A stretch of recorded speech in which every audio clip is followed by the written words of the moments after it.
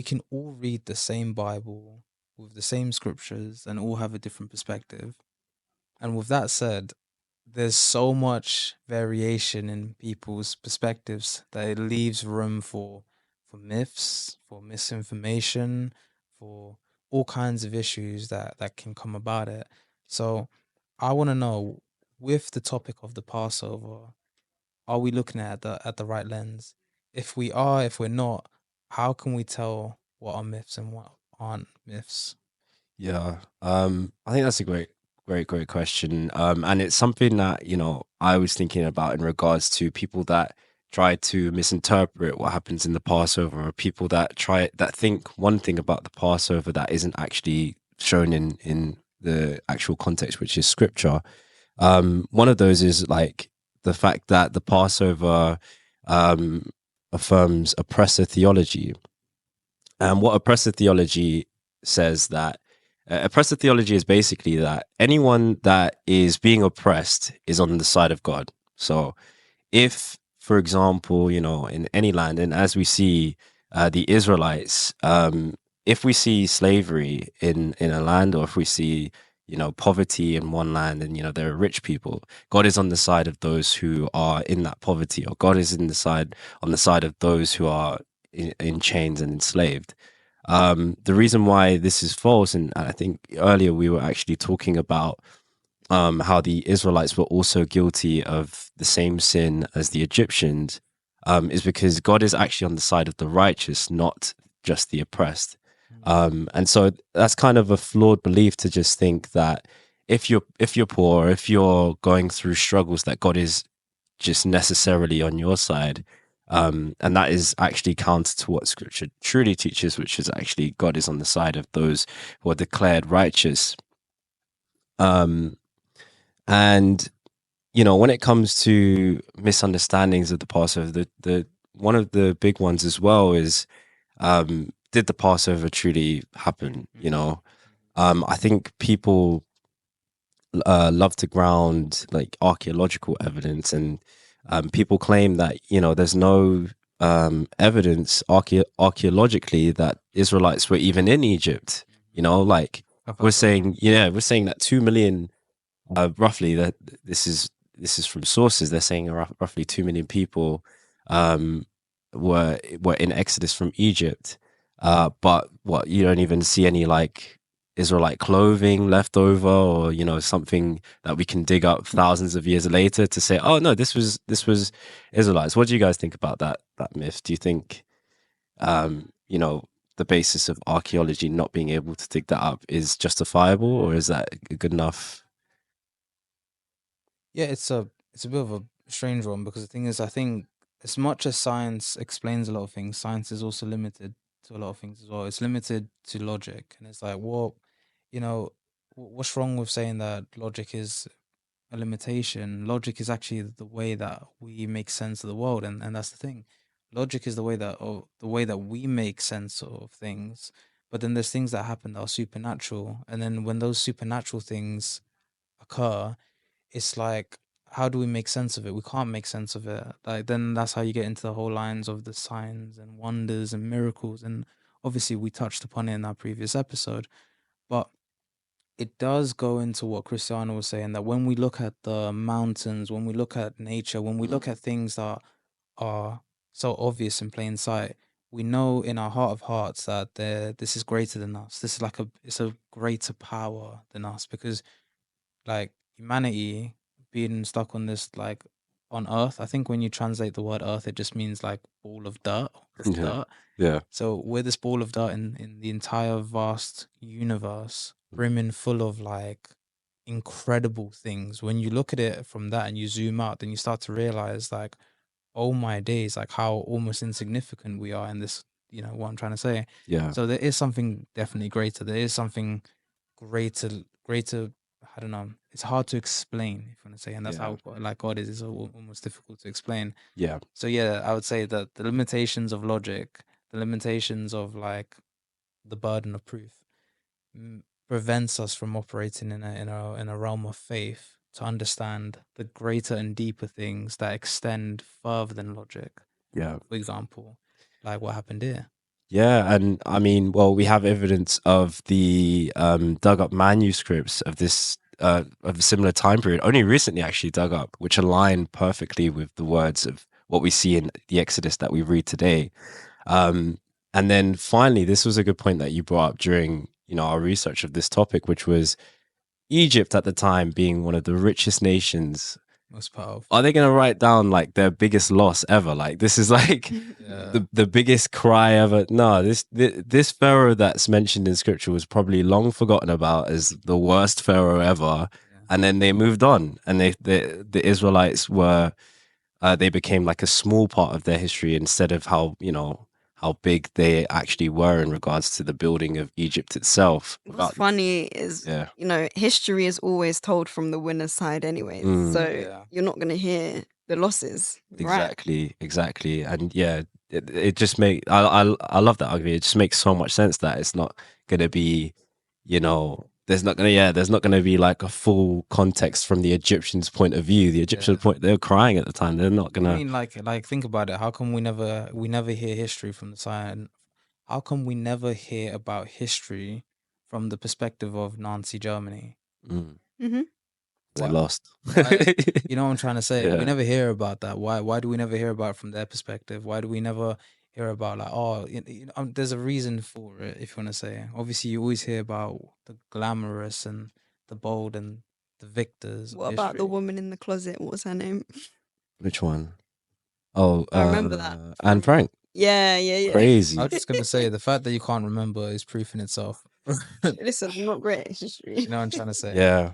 The final myth that I wanted to sort of debunk was this myth. This was something during my research that I was coming across, which was that the fact that the Israelites were able to escape, or the fact that the Israelites were able to leave Egypt, was as a result of their intelligence. So because of the fact that they were civilized enough to be able to have a hierarchy, to be able to receive the message that they need to smear the blood on the doorposts and be able to escape the 10th plague itself, is because over the years they have this this intelligence, and also the fact that they were able to depart was only because Pharaoh finally let them go. It had nothing to do with the fact that God had to basically bring Pharaoh to his knees. And so this might not be one of those myths that's like, oh, like everyone's talking about it this way. But I think it just leads perfectly into our theology as believers. But yeah, I wanted to quickly just see what you guys think about that myth, like that it was based on the intelligence of the Israelites.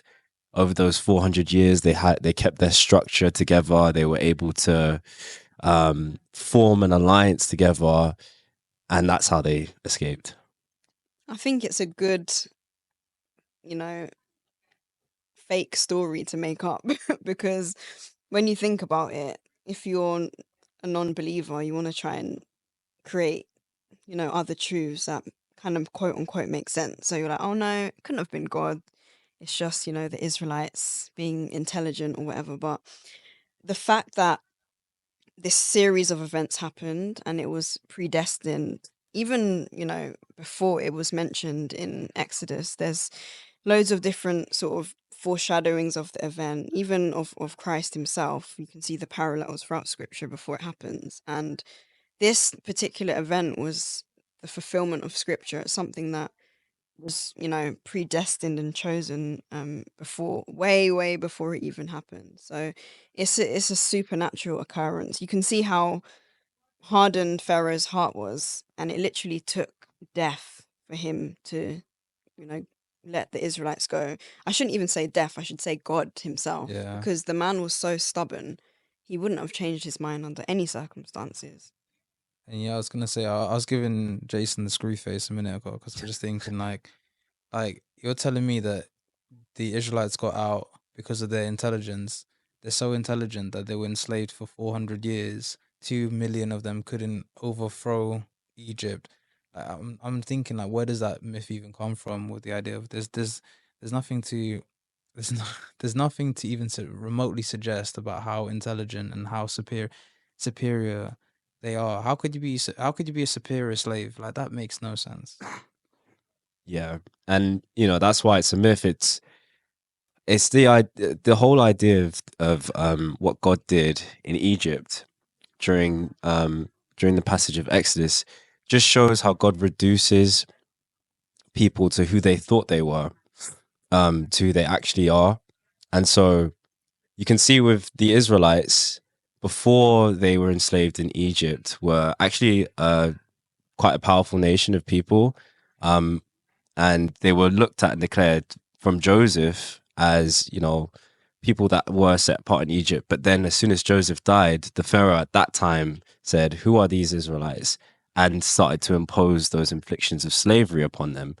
And so from their stature of thinking that, we're such a powerful nation of people, to being reduced to slaves is God's doing in being able to actually reduce them and basically say that you need me. Mm, And then with Moses as well, we see a reduction of his character and mm, who he thought he was. From Exodus 2, you see that he was um, one of the Egyptians at one point, and he could have been powerful enough to be able to actually overthrow the Pharaoh at the time if he took leadership of the Israelites. But God reduced him, sent him out into the wilderness, and for 40 years he was a farmer. By the time that God appeared in the burning bush, he was like, "I can't do this. mm, Like, you have to call someone else. You got the wrong man." 40 years prior, he would have been the first guy to take up that sort of mission. mm, But you see how he got reduced to who he truly was, and God used him mightily at that time to perform the miracles that he did in Egypt. And then finally, Pharaoh, as we've been speaking throughout the 10 plagues, he was never letting them go. Throughout the 9 plagues, sorry, he was never letting them go. And it took the finality of the 10th plague to reduce him to someone that basically had to submit to God. That's the only way that he saw fit to be able to actually get the Israelites out and stop the plagues from being able to inflict his nation. So yeah, we see that myth is debunked when it comes to the intelligence of the Israelites or the mercy of Pharaoh. It's all God's mercy, and it's all God's power that was able to actually allow Israel to leave. I was gonna say there's one more myth that just came to mind.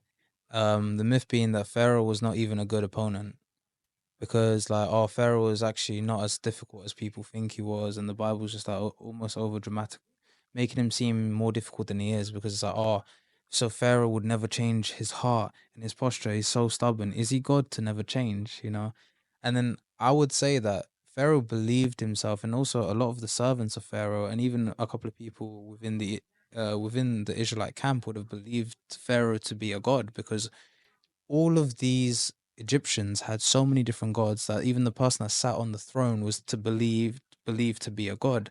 So, and another thing about Pharaoh, which is really interesting, this idea of oppressing Israel in Exodus 1 verse 8, like as you're saying, now there arose a new king over Egypt who did not know Joseph, and he said to his people, "Behold, the people of Israel are too many and too mighty for us. Come, let us deal shrewdly with them. Ye- Uh, least they multiply. And if war breaks out, they will join our enemies and fight against us and escape from the land." So they therefore set taskmasters over them to afflict them with heavy burdens, and they built Pharaoh's store cities and all kind of stuff. I wouldn't say it's just a man. This doesn't even sound like an idea that is easy to overcome. And the reason why I say it's an idea is because this slavery concept was over a period of 400 years. So that means the pharaoh at the time would have passed on to their son, would have passed on to their son. So it would have been like a tradition and culture that the Israelites were not even second class citizens, third class citizens. It would have been tradition and culture that the Egyptians were like the superior race, the superior beings, the superior everything. And that in presence would have fueled the stubbornness and hardness of Pharaoh's heart and also the heart of the Egyptians as well. That's such a good point you make because it just brought the thought that the Israelites weren't just up against one man like Pharaoh.